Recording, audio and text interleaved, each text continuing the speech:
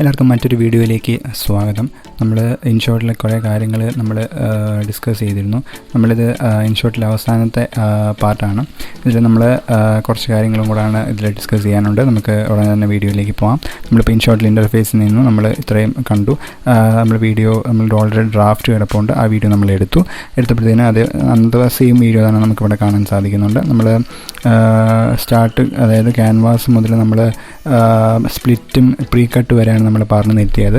പിന്നീടുള്ള കുറച്ച് ഓപ്ഷൻസും കൂടെ ഞാൻ നിങ്ങൾക്ക് പരിചയപ്പെടുത്താൻ പോവുകയാണ്. ഇതിൽ ഒന്നെന്ന് പറഞ്ഞാൽ ഡിലേറ്റ്. നമുക്കിപ്പോൾ ഏത് ഓപ്ഷനാണോ വേണ്ടാത്തത്, ഇപ്പോൾ ഈ ഒരു ഷോട്ടിലെ 3 ഷോട്ടുണ്ട്. എനിക്ക് ഫസ്റ്റ് ഷോട്ട് വേണ്ടെങ്കിൽ ഞാൻ എന്ത് ചെയ്യുന്നു, ഞാനത് ഡിലേറ്റ് ചെയ്ത് കളയുന്നു. ഇപ്പോൾ എനിക്ക് ഫസ്റ്റ് ഷോട്ട് വേണ്ട. ഇപ്പോൾ ഞാൻ അവിടെ ക്ലിക്ക് ചെയ്തപ്പോഴത്തേനും അവിടെ ഒരു സംഭവം കാണാൻ പറ്റും, സ്ക്വയർ വൈറ്റ് കളർ ബോർഡർ വെച്ചിട്ടുള്ളത്. അപ്പോൾ എന്തായി, അത് സെലക്റ്റഡ് ആയി എന്നാണ് അത് ഉദ്ദേശിക്കുന്നത്. അപ്പോൾ നമ്മൾ എന്ത് ചെയ്യും, നമുക്കത് വേണ്ടെങ്കിൽ നമ്മൾ എന്ത് ചെയ്യുക, ഡിലേറ്റ് എന്ന് പറയുന്ന ആ ഓപ്ഷൻ ക്ലിക്ക് ചെയ്ത് കഴിഞ്ഞാൽ ഇപ്പോൾ എന്തായി മാറി, ഇപ്പോൾ ആ 2 ഷോട്ട് മാത്രമേ ഉള്ളൂ. മറ്റേ ഓപ്ഷൻ എന്തായി മാറി, അത് ഇതിൽ പോയിരിക്കുന്നു. ഇനി നമുക്കത് ബാക്ക് അടിക്കണമെങ്കിൽ തിരിച്ച് ഏറ്റവും ലെഫ്റ്റ് സൈഡിൽ നിങ്ങൾക്ക് ഒരു ആരോ ബട്ടൺ കാണാം. അത് ക്ലിക്ക് ചെയ്യുമ്പോഴത്തേനും നിങ്ങൾക്ക് ആ ഒരു വീഡിയോ നിങ്ങൾക്ക് കണ്ടോ, ഇപ്പോൾ പഴയ വീഡിയോ പോയത് തിരിച്ചു വന്നു. ഇനി ബാക്ക്ഗ്രൗണ്ട്, നെക്സ്റ്റ് ഓപ്ഷൻ എന്ന് പറയുന്നത് എന്താണ്, ബാക്ക്ഗ്രൗണ്ട്. അതായത് ഡിലേറ്റിൻ്റെ നെക്സ്റ്റ് വീഡിയോ ബാക്ക്ഗ്രൗണ്ട് ക്ലിക്ക് ചെയ്യുന്നത് എന്താണെന്ന് വെച്ച് കഴിഞ്ഞാൽ നമ്മുടെ വീഡിയോയുടെ ബാക്ക്ഗ്രൗണ്ട് സെറ്റ് ചെയ്ത് കൊടുക്കാമെന്നുള്ള രീതിയിലാണ് നമുക്ക് ബാക്ക്ഗ്രൗണ്ട് എന്ന ഓപ്ഷൻ കൊടുത്തിരിക്കുന്നത്. ഫോർ എക്സാമ്പിൾ പറയുകയാണെങ്കിൽ നമ്മളിപ്പോൾ ഈ താഴെ ഈ ബാക്ക്ഗ്രൗണ്ടിൽ ബ്ലർ, അതിൻ്റെ താഴെ കളറ്, ഗ്രേഡിയൻ്റ് നിങ്ങൾക്ക് കാണാൻ പറ്റും. അതായത് ആ പിക്ചറിൻ്റെ ബോർഡർ എങ്ങനെ നമുക്ക് ക്ലിയർ ചെയ്ത് കൊടുക്കാം, നമ്മളിപ്പോൾ കൊടുത്തേക്കുന്ന വീഡിയോയുടെ ബോർഡർ എങ്ങനെ ക്ലിയർ ചെയ്ത് കൊടുക്കാം എന്നുള്ളതാണ് നമ്മൾ നോക്കാൻ പോകുന്നത്. അതിൻ്റെ ഞാൻ പറഞ്ഞുതരാം. ഞാനിപ്പോൾ അവിടെ കളർ എന്ന് പറയുന്ന ഈ ഒരു ഓപ്ഷൻ്റെ താഴെ കുറേ കളേഴ്സ് കൊടുത്തിട്ടുണ്ട്. ഞാനിപ്പോൾ കളേഴ്സിലെ വൈറ്റ് ക്ലിക്ക് ചെയ്യാൻ പോവാണ്. വൈറ്റ് ഞാൻ ക്ലിക്ക് ചെയ്യുമ്പോഴത്തേനും കണ്ടോ, ഇപ്പോൾ ആ വൈറ്റ് ക്ലിക്ക് ചെയ്യുമ്പോൾ ആ വീഡിയോയുടെ ബോർഡർ നിങ്ങൾക്ക് കാണാൻ സാധിക്കും. കണ്ടോ, ഇപ്പോൾ വൈറ്റ് ബോർഡറിനകത്താണ് ആ വീഡിയോ പ്ലേ ചെയ്തുകൊണ്ടിരിക്കുന്നത്. അതുപോലെ നിങ്ങൾക്ക് എന്ത് ചെയ്യാൻ പറ്റും, ബോർഡർ ക്ലിയർ ചെയ്യാൻ പറ്റും. ഈ പിക്ചർ അപ്പോൾ നിങ്ങൾക്ക് ഈ വൈറ്റ് വേണ്ട, നിങ്ങൾക്കിപ്പോൾ ബ്ലാക്ക് മതി എങ്കിലും ബ്ലാക്ക് കളർ എടുക്കുക. ബ്ലാക്ക് കളർ ക്ലിക്ക് ചെയ്ത് കഴിഞ്ഞപ്പോൾ എന്തായി മാറി, അത് ബ്ലാക്കായി മാറി.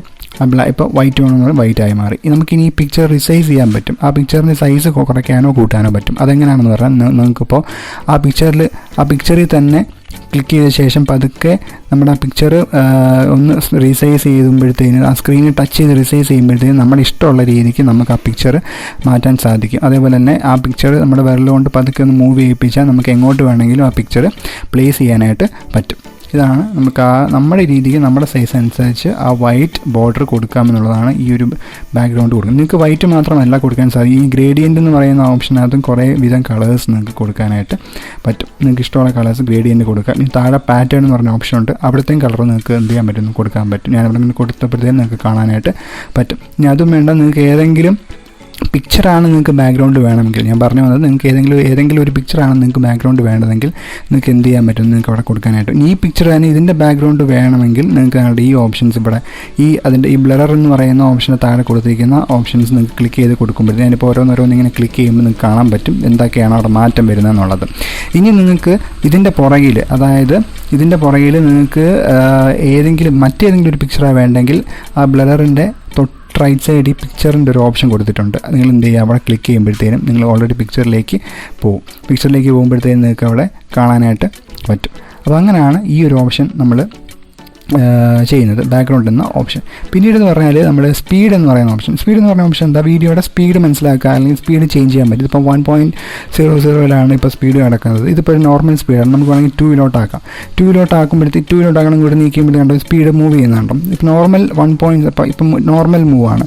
ഇനി ഇതിലും കുറച്ചാണെങ്കിൽ ബാക്കിലോട്ട് 2 പതുക്കെ മൂവ് ചെയ്യത്തുള്ളൂ. അപ്പോൾ അത് നമുക്ക് എന്ത് അഡ്ജസ്റ്റ് ചെയ്യാൻ പറ്റും, നോർമൽ ഇട്ടാൽ മതി. 1.0 നോർമൽ ഇടുന്നതാണ് സ്പീഡ്. പിന്നെയെന്ന് പറഞ്ഞാൽ ക്രോപ്പ് ചെയ്യുക. നമുക്ക് തന്നിരിക്കുന്ന നമ്മുടെ ആ ഒരു വീഡിയോ നമുക്ക് ഏത് രീതിയിൽ വേണമെങ്കിലും നമുക്ക് എന്തെങ്കിലും ക്രോപ്പ് ചെയ്ത് നമ്മുടെ ഇഷ്ടത്തിനനുസരിച്ച് ആക്കാൻ സാധിക്കും. പിന്നെ അതിൻ്റെ തൊട്ട് താഴെ തന്നെ നിങ്ങൾക്കിപ്പം ഇൻസ്റ്റഗ്രാമിലാണോ അല്ലെങ്കിൽ യൂട്യൂബിലാണോ ടിക്ടോക്കിലാണോ അങ്ങനെയൊക്കെയുള്ള സമയങ്ങളിൽ ആ ഒരു റേഷ്യോ സൈസ് ഉണ്ട്. അപ്പോൾ ആ റേഷ്യോ സൈസ് അനുസരിച്ച് നിങ്ങൾക്ക് എന്ത് ചെയ്യാൻ പറ്റും, ഇവിടെ സെലക്ട് ചെയ്ത് താഴെ സെലക്ട് ചെയ്ത് കൊടുക്കാനായിട്ട് പറ്റും.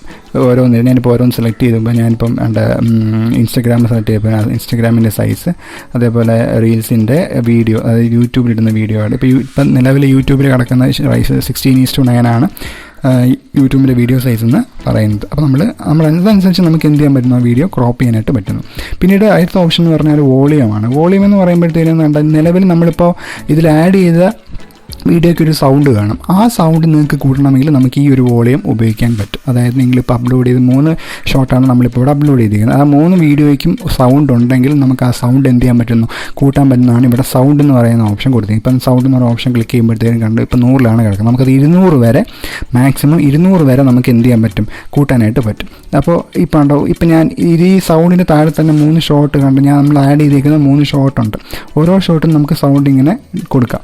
കണ്ടോ, ഓരോ ഷോട്ടും നമുക്കിനി സൗണ്ട് വേർതിരിച്ച് കൊടുക്കാനായിട്ട് പറ്റും. ഇനി ഒന്നും നിങ്ങൾക്ക് ഇനി ആഡ് ചെയ്തേക്കുന്നതിൽ മൊത്തവും ഒരേ സൗണ്ടാണ് നിങ്ങൾക്ക് വേണമെങ്കിൽ നിങ്ങൾ ഒരെണ്ണം ഏതെങ്കിലും ഒരു ഷോട്ട് എടുത്ത ശേഷം സൗണ്ട്, ഞാനിപ്പോൾ ഇതെടുത്തു, ഒന്നാമത്തെ എടുത്തിട്ട് ഇപ്പോൾ 200 കിടക്കുന്നത്, ഞാൻ 200 ആക്കിയിട്ട് ലെഫ്റ്റ് സൈഡിൽ ഒരു ഡബിൾ ടിക്ക് കണ്ടോ. ഞാൻ നേരത്തെ എപ്പിസോഡിൽ ഞാൻ പറഞ്ഞിരുന്നു, നേരത്തെ ഡബിൾ ടിക്ക് കണ്ടോ. ആ ഡബിൾ ടിക്കിൽ നമ്മളൊന്ന് ക്ലിക്ക് ചെയ്ത് കഴിഞ്ഞാൽ അപ്ലൈ ടു ഓൾ പറയും. അതായത് ഈ ഒരു ഫുൾ സൗണ്ട് നമ്മൾ ഇട്ടിരിക്കുന്ന വർക്ക് ഏരിയയിൽ ഇട്ടിരിക്കുന്ന എല്ലാ വീഡിയോയ്ക്കും എന്താണ്, വീഡിയോയുടെ സൗണ്ടും സെയിം 200 ആയിരിക്കും. അതിനുവേണ്ടിയാണ് നമ്മൾ ഈ ഡബിൾ ടിക്കിൽ ക്ലിക്ക് ചെയ്യുമ്പോഴത്തേനും അപ്ലൈ ടു ഓൾ വരുമ്പോൾ നമ്മൾ അപ്ലൈ ടു ഓൾ എന്ത് ചെയ്യുക, ക്ലിക്ക് ചെയ്ത് കൊടുക്കുമ്പോഴത്തേനും ഇപ്പോൾ നമ്മൾ അപ്ലോഡ് ചെയ്തിരിക്കുന്ന വർക്ക് ഏരിയയിൽ ഇട്ടിരിക്കുന്ന 3 വീഡിയോയ്ക്കും ഒരേ സെയിം സൗണ്ട് തന്നെ ആണ്. കണ്ടോ.